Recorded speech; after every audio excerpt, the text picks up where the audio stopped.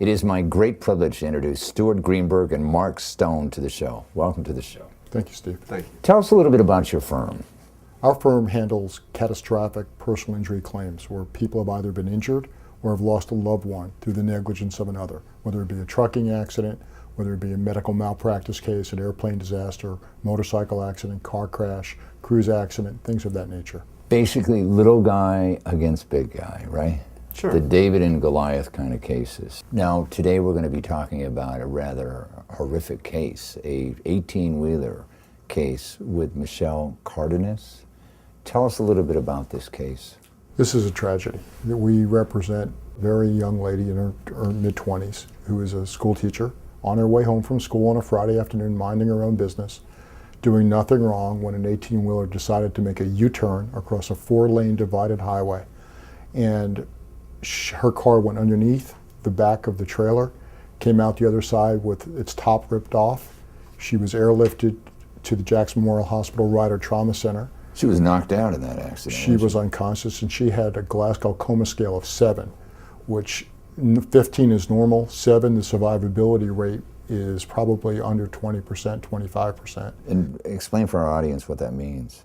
The paramedics and doctors have certain tests that they do on someone in the field and in the hospital to see about how alert they are neurologically. And a 7 is a very low score on that scale. And as a result, she's got permanent brain damage. Okay.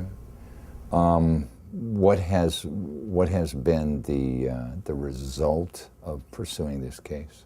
Well, in terms of the result of the client is fortunately we were able to reach a settlement on Right. their behalf, which should enable Michelle to get a great deal of her life back. Yeah. Unfortunately, she had what's called a diffuse axonal injury, which is an injury to the axons, which is structures, microscopic structures between the gray and the white matter. Once they're ripped or torn, they don't repair themselves. So we feel fortunate that we were able to get her a sum of money, which is going to allow her to regain some normalcy in her life. Right. As a result of this accident, she can no longer teach, correct? That's correct. She doesn't have the capability of teaching? She probably, according to our experts, is really unemployable.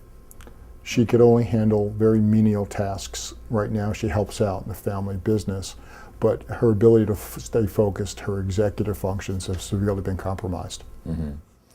We have with us today both her as well as her dad in the studio. And I'd like to bring on her dad first so we can talk a little bit about the challenges that they as a family face and her. So let's do that right now.